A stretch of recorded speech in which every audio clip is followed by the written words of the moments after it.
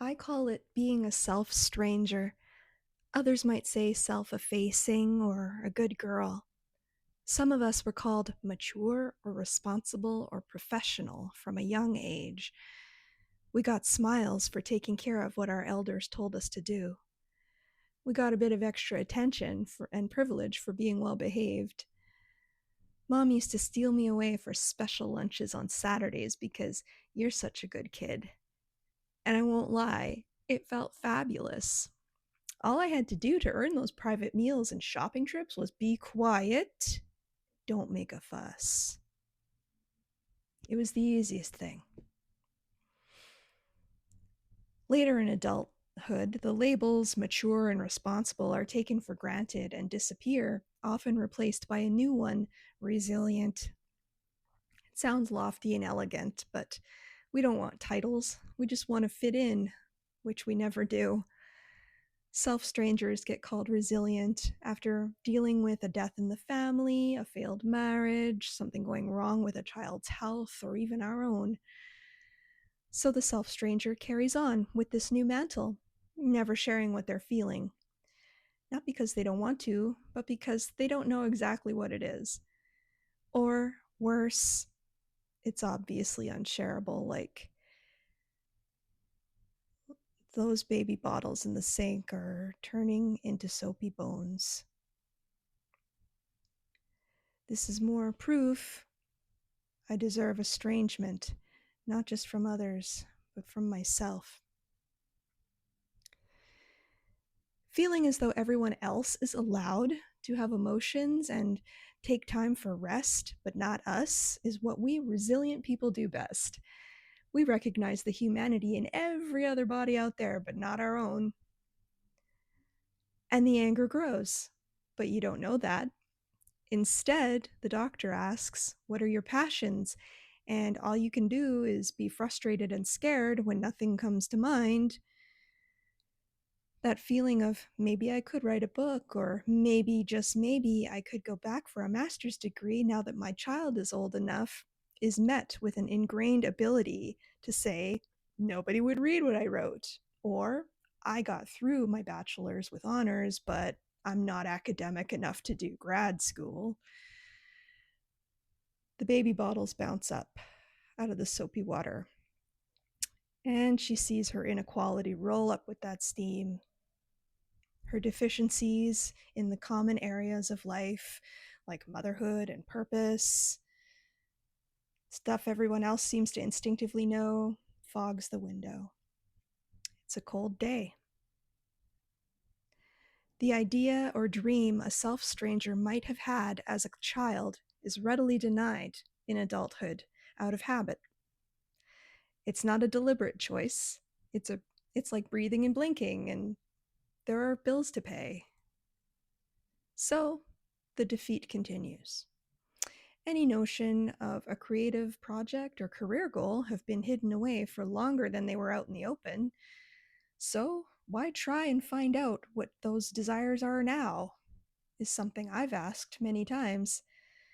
It feels like another log on the bonfire of life, already blazing away with student debt, bankruptcy, divorce, and plain old forgetting.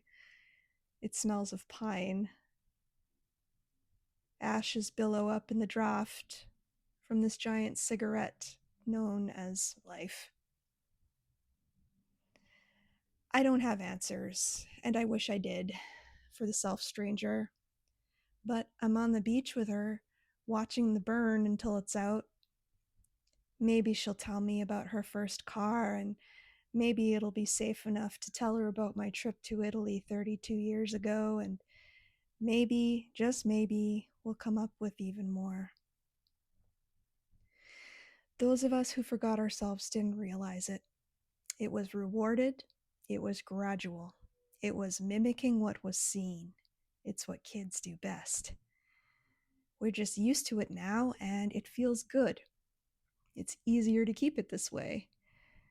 So when the doctor suggests meeting new people, it's an easy no, because we're stuck looking for what this new person would like us to be. It upsets my stomach every time. Same goes for new activities.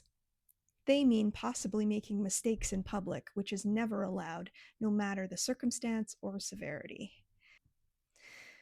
Being well behaved becomes the entire personality and identity of the self stranger. We didn't bother to look into our likes and dislikes. Those were hidden away in caring for adults.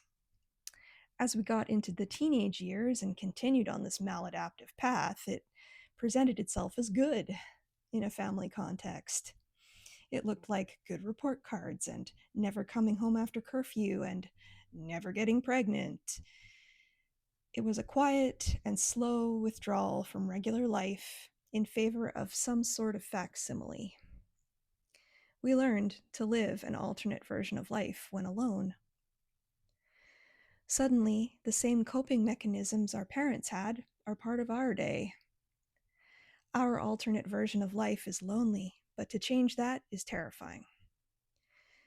A self stranger drinks, eats, chokes, smokes, snorts, or shoots the loneliness up like a professional from the beginning. It's all behind closed doors. Family and friends see what they want to see, and that's a good, quiet, obedient girl who knows and does not question her place. Then someone asks an impossible question like what her favorite hobby is or what her greatest dream is, and suddenly the stomach is in her molars because the thoughts curdle up. I'm not a whole person and I don't want my companion to find that out, she might think. But that good girl instinct is strong. One of my back pocket favorites is to refer to just some other thing they mentioned about themselves first, or how the weather is nice today. The self stranger has cleanly swept under the bed all those empty bottles once used to fill her emptiness. She knows what's under the bed and is determined for it to stay there. It can always wait for another time. Then it has been 2 decades. Long enough she wishes to have forgotten about the bottles and bones altogether, but she hasn't. No soap will wash the bad away. This is when it gets weird. Things fall away. A child decides to go off to university, a long-term marriage ends, leaving her alone with thoughts crackling and spinning on a reel-to-reel of the mind. The sadness and loneliness of teenagehood return. A midlife crisis, some might say. A song might come out of a car window in summer that she knows from youth, and she remembers something, but doesn't know what it is. It comes out as sweating and nausea and with the instinct to medicate. Truckloads of benzodiazepines, SSRIs, and NDRIs only do so much as you're crying under a quilt alone. The only thing I can say, as an archetypical self-stranger, is that it doesn't necessarily have to be a bad time. We know about the bad times. We've given them reverence and power. Spent a lot of time trying to drown them, but they're plastic and pop back up. What we don't know is who we are because we've been mature and resilient all our lives. But I argue it's a good thing because now anything is possible. We get another chance because those aforementioned coping skills like alcohol and opioids didn't kill us. You could be anything. I could be anything. Nobody's perfect, and there is no point in trying to be, which is what we've been doing. It's difficult to reset one's self to factory settings after so long. Let's not be scared, fellow stranger. Yes, we have difficult histories. Nope, we're not minimizing that. But we are throwing the first shovelful of dirt on that casket in the ground when there is recognition of freedom. You're still above ground. So am I. Let's walk on. I've been Danielle Walker, and it's nice to meet ya. I'll see you later.